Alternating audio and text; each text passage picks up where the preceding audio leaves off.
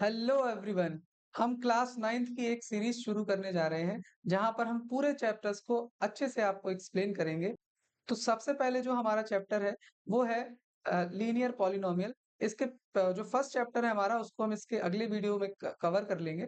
तो अब आपको इस वीडियो में क्या मिलेगा ये हम आपको बता रहे हैं। तो सबसे पहले आप इस वीडियो से ये एक्सपेक्ट कर सकते हैं कि हम आपको कंप्लीट चैप्टर का एक्सप्लेनेशन कराएंगे। इसके साथ-साथ जो हमें प्रीवियस ईयर में क्वेश्चन पूछे गए हैं अलग-अलग स्कूल्स के, वो भी हम आपको यहाँ पर सॉल्व कराएँगे। इसके बाद जो जितना भी हम आपको सॉल्व कराएँगे, ये पूरा पीडीएफ आपको हम प्रोवाइड कराएँगे। इसके बाद हैंड रिटन नोट्स भी हैं और जो यहाँ पर रेगुलर रहेंगे, उनके लिए रेगुलर टेस्ट भी रहेगा। तो इसी के साथ ही हम पहला चैप्टर शुरू करते हैं। पहले चैप्टर में हमारा है इंट्रोडक्शन टू लीनियर पॉलिनोमियल्स।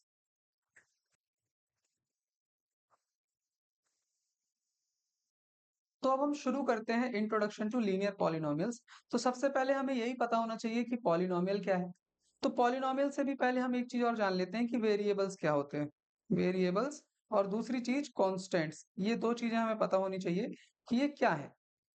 तो वेरिएबल्स देखो, कोई भी ऐसी चीज जैसे हम एक्स लिख देते हैं, वाई लिख देते हैं, टी लिख देते हैं, तो ये सब वेरिएबल है। हम इसमें इसकी वैल्यू डिफाइन नहीं कर सकते। एक्स इक्वल हम कुछ भी मान सकते हैं, एक्स इक्वल आप 2 भी मान सकते हैं, एक्स इक्वल 3 भी मान सकते हैं, कुछ भी हम एक्स की वैल्यू मान सकते हैं। इसी तरह वाई की कुछ भी वैल्यू मान सकते हैं, टी की कुछ भी वैल्यू मान सकते हैं।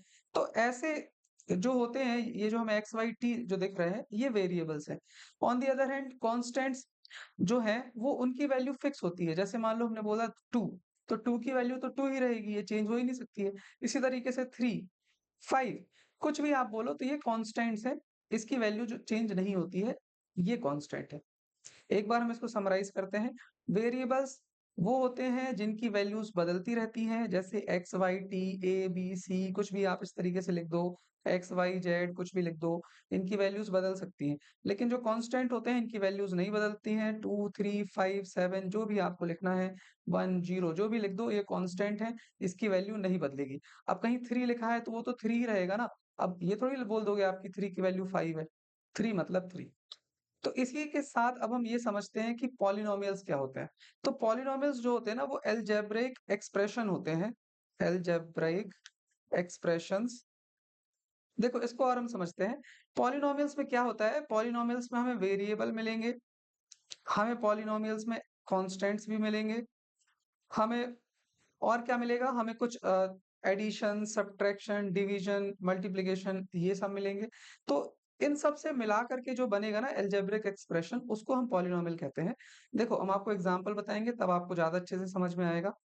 तो हम सीधे यहाँ पर पॉलिनोमियल्स कुछ लिख देते हैं। जैसे मान लो हमने लिख दिया Y square plus 2x, Y square plus 2 लिख दिया हमने। तो देखो ये हमारे पास इसमें वेरिएबल भी है वाई, हमारे पास कांस्टेंट भी है 2, और हमारे पास ये मैथमेटिकल ऑपरेशन प्लस भी है। तो ये जो हो गया ना हमारा, ये हमारा एक पॉलिनोमियल हो गया। पॉलिनोमियल हम इस तरीके से भी लिख सकते हैं कि x लिख दिया, ये भी हमारा पॉलिनोमियल है। अगर हमने मान लो y प्लस 3 लिख दिया, ये भी पॉलिनोमियल है। t प्लस 4 लिख दिया, कुछ भी आप लिख दो, वेरिएबल, कांस्टेंट और फिर मैथमेटिकल ऑपरेशन, वो सब हमारा पॉलिनोमियल होता है। अगर आपको ये अभी समझ आया है तो बहुत बढ़िया। लेकिन अभी धीरे-धीरे हम जैसे ही इस वीडियो में आगे बढ़ेंगे, आपको और डिटेल में ये समझ में आ जाएगा। अब देखो, अब हम आपको पॉलिनोमियल की कुछ खासियत और बता रहे हैं। जैसे जो भी पॉलिनोमियल होता है ना, उसमें जो वेरिएबल होगा ना, जैसे यहाँ वेरिएबल y है, तो वेरिएबल की जो पावर रहेगी, जैसे यहाँ पर वेरिएबल की पावर 2 है, तो जो 2 है ये हमेशा होल नंबर में रहेगी। मतलब होल नंबर क्या होते हैं? होल नंबर होते हैं हमारे जो कि 0 से शुरू होते हैं, 1 2 3 और फिर ऐसे जा करके इनफाइनाइट तक जाते हैं, है ना? यही होल नंबर है। तो अगर मान लो हमने कभी लिख दिया 2 की पावर 2/3 प्लस 3, y की पावर 2/3 प्लस 3, तो ये हमारा पॉलिनोमियल नहीं है। क्यों पॉलिनोमियल नहीं है? क्योंकि इसमें जो वेरिएबल है, इसकी पावर होल नंबर नहीं है ना? ठीक है, अब हम आपको कुछ चैलेंज देते हैं, देखते हैं आप बता पाते हैं कि नहीं बता पाते हैं, ठीक है? ईमानदारी से कमेंट में बताना कि आपने बताया कि नहीं। जैसे हमने यहाँ पर लिख दिया टी स्क्वायर प्लस 4, पॉलिनोमियल है कि नहीं? अगला क्वेश्चन हमारे पास है, जैसे हमने लिख दिया एक्स की पावर रूट 2 प्लस 4x, ये पॉलिनोमियल है कि नहीं? एक कुछ एग्जांपल और हम लिख लेते हैं। जैसे हमने लिख लिया एक्स की पावर 2 अपॉन एक्स की पावर 3 प्लस 4, ये पॉलिनोमियल है कि नहीं? ईमानदारी से एक बार आंसर करो इसको। चलो अब हम आपको आंसर बताते हैं। तो जो पहला वाला है, ये पॉलिनोमियल है। अगर आपने बोला है हाँ, तो कांग्रेचुलेशंस, वेरी गुड। क्यों है पॉलिनोमियल? देखो इसमें जो t है, t वेरिएबल है, वेरिएबल की पावर होल नंबर है, इसका मतलब पॉलिनोमियल है। इसी तरीके से अगला, यहाँ पर जो वेरिएबल है हमारा, इसमें x वेरिएबल है ना, देखो यहाँ x की पावर 1 है, ये तो कंडीशन ठीक है। लेकिन ये वाला जो x की पावर है, ये रूट में है, रूट 2 है। क्या रूट 2 होल नंबर है? नहीं, रूट 2 तो इर्रेशनल नंबर है। इसका मतलब ये पॉलिनोमियल नहीं है। ठीक है। इसके बाद अगला क्वेश्चन है, ये देखो ये ट्रिकी क्वेश्चन था। जिसने ये बताया है सही जवाब, उसको एक डेयरी मिल्क। ठीक है, तो ये वाला जो है, ये पॉलिनोमियल नहीं है। अब आपको लगेगा क्यों नहीं है? देखो हम आपको बता रहे हैं यहाँ पर, x की पावर 2 है अपॉन x की पावर 3 है प्लस 4 है। x की पावर 2 और x की पावर 3, जब देखो बेस सेम होता है और डिवीजन होता है तो पावर्स घट जाती हैं। तो जब हम इसको पावर्स को माइनस करेंगे तो 2 माइनस 3 प्लस 4 इस तरीके से लिखा जाएगा। अब x की पावर -1 प्लस 4 आ गया यहाँ पर, है ना? अब आप ये देखो कि जो x की पावर है ये माइनस में आ गई है। क्या -1 होल नंबर है? नहीं, -1 होल नंबर नहीं है। इसका मतलब ये जो पॉलिनोमियल बना, ये एक्चुअली में पॉलिनोमियल नहीं है। ये वाला पॉलिनोमियल नहीं है। ठीक है? अब होपफुली आपको पॉलिनोमियल के बारे में समझ में आया है। हम आपको कुछ और क्वेश्चंस भी आगे देंगे। देखते हैं आप इसको सॉल्व कर पाते हैं कि नहीं। चलो तो पॉलिनोमियल से रिलेटेड कुछ और चीजें हम लोग सीख लेते हैं। जैसे कुछ डेफिनेशंस है, जैसे सबसे पहले टर्म्स क्या होते हैं पॉलिनोमियल के। तो जैसे हमारे पास ना एक ये पॉलिनोमियल दिया गया है, तो देखो इसमें ये प्लस लगा हुआ है ना, तो प्लस के पहले ये जो 4x है ये एक टर्म है, ये 5y है ये दूसरा टर्म है, प्लस 3 है तीसरा टर्म है। मतलब इसमें टोटल टर्म कितने हो गए? 3 टर्म्स हो गए इसमें। टर्म्स इस तरीके से हम निकाल सकते हैं, प्लस कितने जुड़े हुए हैं। जैसे मान लो हम आपको बताएं, एक्स स्क्वायर प्लस 3x है, इसमें कितने टर्म है? अगर आपका आंसर 2 है तो वेरी गुड, 2 टर्म्स है। क्यों? देखो प्लस से ये 1 है, ये 2 है, ये 2 टर्म्स इसमें लिखे जा सकते हैं। इसी तरीके से मान लो अगर हमने इसमें 4 भी ऐड कर दिया होता तो ये 3 टर्म हो जाता। अगर हम इस पॉलिनोमियल को इस तरीके से लिख लेते तो फिर 4 टर्म्स का पॉलिनोमियल हो गया, है ना? तो टर्म्स होपफुली आपको समझ में आ गया है ना, इजी। इसके बाद अब कोफिशिएंट्स क्या होते हैं? देखो अगर मान लो हमने एक पॉलिनोमियल लिखा, x cube plus 4x² plus 2x plus 5। अब हम आपसे पूछते हैं कि इसमें एक्स क्यूब का कोफिशिएंट क्या है? तो एक्स क्यूब के साथ जो चिपका हुआ है ना, बस वही कोफिशिएंट है। जैसे एक्स क्यूब के साथ यहाँ पे 1 चिपका हुआ है, कुछ नहीं है तो 1 तो है ही ना, 1 इंटू एक्स क्यूब। अब एक्स स्क्वायर जो है उसके साथ 4 चिपका हुआ है, एक्स के साथ 2 चिपका है ना? तो अब हम बोल सकते हैं कि एक्स क्यूब का जो कोफिशिएंट है वो 1 है, एक्स स्क्वायर का कोफिशिएंट है वो है 4, एक्स का कोफिशिएंट कितना है? बताओ? 2 है, बहुत बढ़िया। अब जो 5 है, उसमें हम x की पावर 0 लिख सकते हैं। देखो, किसी भी नंबर में अगर हम 0 की पावर कर देते हैं, तो उसकी वैल्यू 1 होती है ना? सीखा है ना छोटी क्लासेस में। इसी तरीके से अगर हम x की पावर 0 कर देंगे, तो वो 1 है। अब हम 5 इंटू 1 करेंगे तो 5 ही आएगा, मतलब वैल्यू नहीं चेंज हुई है। तो हम चाहे 5 लिखें या फिर 5 x की पावर 0 लिखें, सेम बात है। तो अगर हम आपसे पूछें कि x की पावर 0 का कोफिशिएंट क्या है? तो आप बोलेंगे 5, ठीक है? इसके बाद अब कांस्टेंट क्या होते हैं? हमने आपको कांस्टेंट सिखाया था। कांस्टेंट होते हैं जिनकी वैल्यूज नहीं बदलती है। तो इस वाले पॉलिनोमियल में हमारा कांस्टेंट क्या है? इस वाली पॉलिनोमियल में हमारा कांस्टेंट 5 है, ठीक है? 5 है कांस्टेंट। और वेरिएबल क्या है? वेरिएबल इसमें x है। x का पॉलिनोमियल है ना ये, केवल वेरिएबल x है तो x है। अब जैसे हम इस वाले पॉलिनोमियल की बात करें, इसमें कांस्टेंट टर्म क्या है? इसमें कांस्टेंट टर्म 3 है। और इसमें वेरिएबल्स क्या-क्या है? इसमें वेरिएबल्स है, देखो x भी वेरिएबल है, y भी वेरिएबल है, तो x और y वेरिएबल है इसमें, ठीक है? तो देखो ये बहुत ही ईज़ी है, अभी इसी तरीके से पढ़ते जाओगे, बहुत आराम से ये चैप्टर हो जाएगा। बस थोड़ा-सा कंसंट्रेशन बस रखना पड़ेगा हमें, है ना? अब दिक्कत ये है ना कि हम लोग रील बहुत ज़्यादा यूज़ करते हैं, रील चलाते हैं इंस्टाग्राम में, तो हमारा अटेंशन स्पैन थोड़ा कम होता है। लेकिन अब इससे ओवरकम तो करना पड़ेगा ना, फोकस करना पड़ेगा हमें यहाँ पर। अब देखो, अब इतने नॉलेज के साथ अगर हम आपसे बोलें कि एक्सरसाइज 2.1 सॉल्व करिए, नई बुक जो है ना हमारी गणित मंजरी, उसकी 2.1 एक्सरसाइज सॉल्व करिए, तो आप पूरी एक्सरसाइज सॉल्व कर सकते हैं। यकीन नहीं आ रहा है? चलो सॉल्व करके देखते हैं। देखो उसको सॉल्व करने से पहले ना एक चीज़ और सुन लो, फिर सॉल्व कर लेना। तो ये कुछ चीजें और सुन लो, फिर उसके बाद पूरा ये एक्सरसाइज सॉल्व हो जाएगी, हम उसको सॉल्व करेंगे अभी। तो सबसे पहले वन वेरिएबल पॉलिनोमियल्स क्या होते हैं? तो ऐसे पॉलिनोमियल जिसमें केवल एक वेरिएबल की बात हो रही हो, जैसे x+2 या फिर y+4, या फिर हम लिख दें t² + 4, या फिर कुछ भी z³ + 3z+2। इस तरीके के पॉलिनोमियल जिसमें केवल एक वेरिएबल है, वो वन वेरिएबल पॉलिनोमियल कहलाते हैं। ठीक है? अब इसके बाद दूसरी है डिग्री ऑफ पॉलिनोमियल। तो इसमें जो वेरिएबल होता है ना, वेरिएबल की जो हाईएस्ट पावर होती है, उसी को ही हम डिग्री ऑफ पॉलिनोमियल कहते हैं। जैसे हम अपने एग्जांपल्स में देखें, ये वाला जो हमारा पॉलिनोमियल है z³ + 3z+2, इसकी डिग्री क्या होगी इस पॉलिनोमियल की? देखो ये जो वेरिएबल है, इसकी हाईएस्ट पावर क्या है? हाईएस्ट पावर 3 है देखो z की। इसका मतलब इस पॉलिनोमियल की डिग्री कितनी हो गई? इसकी डिग्री हो गई 3। Very good. इसी तरीके से हम आपसे बोले कि t² + 4, इसकी डिग्री क्या होगी? तो वेरिएबल की हाईएस्ट पावर क्या है? 2 है, इसका मतलब इसकी डिग्री 2 हो गई। इसी तरीके से x+2, इसकी डिग्री क्या होगी? इसमें वेरिएबल हमारा x है, उसकी हाईएस्ट पावर 1 है, इसका मतलब इसकी डिग्री 1 हो गई।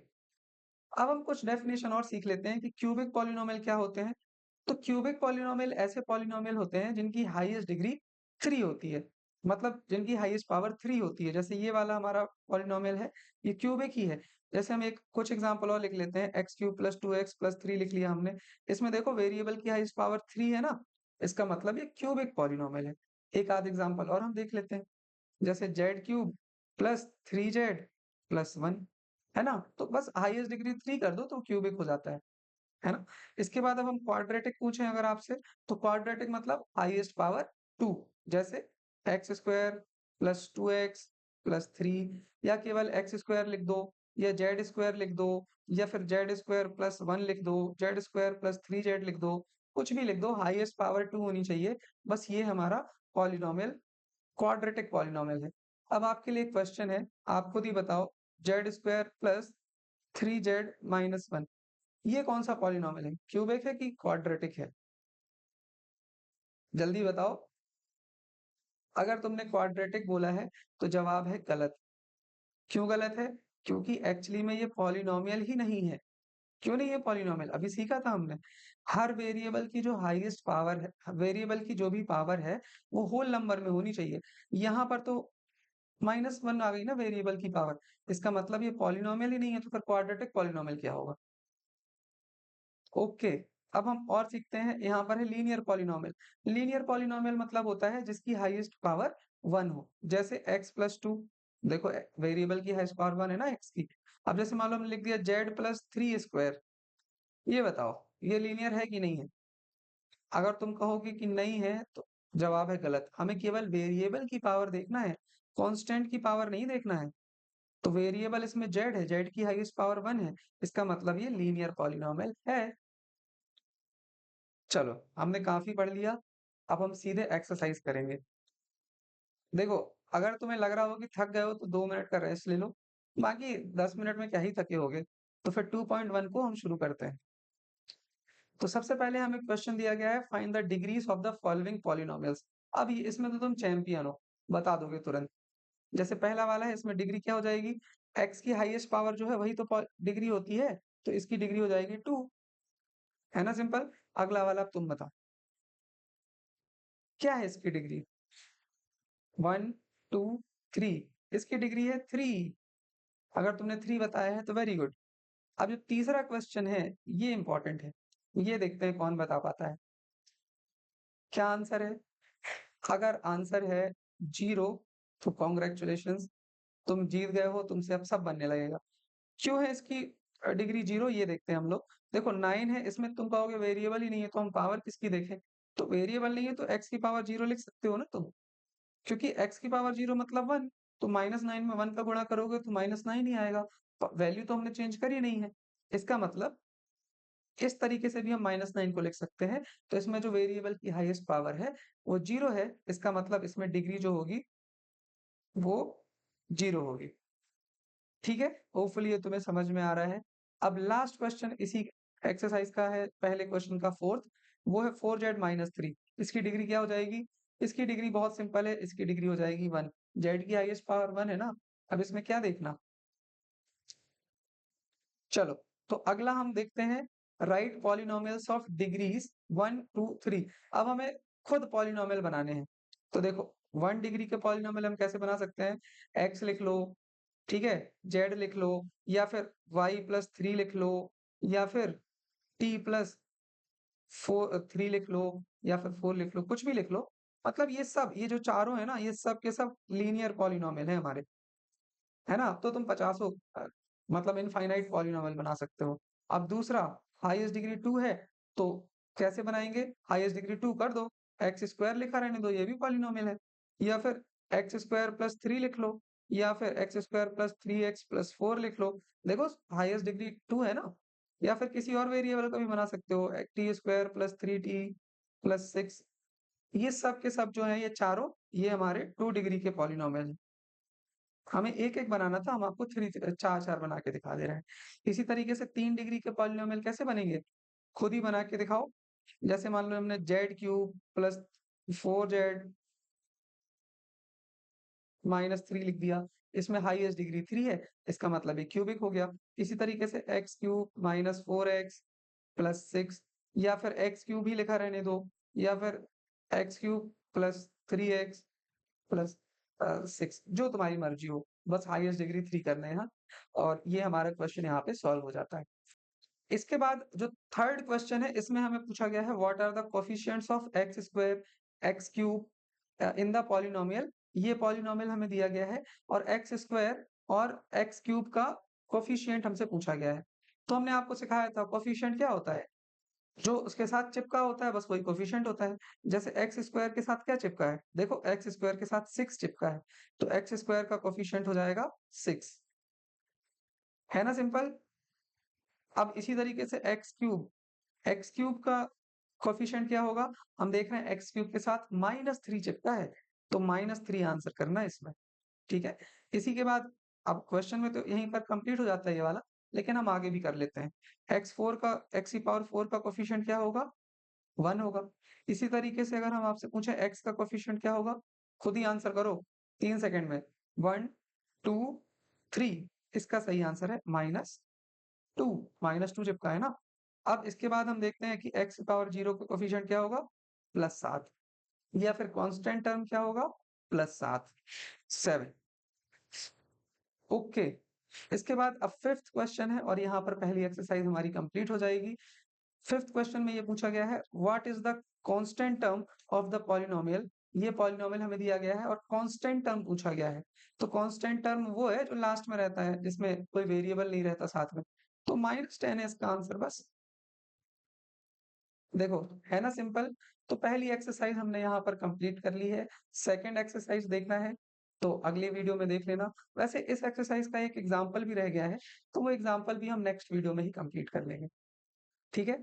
और कमेंट में बता सकते हो कि ये समझ में आया है कि नहीं आया है ना? और फिर हम लोग मिलेंगे नेक्स्ट वीडियो में। Have a nice day.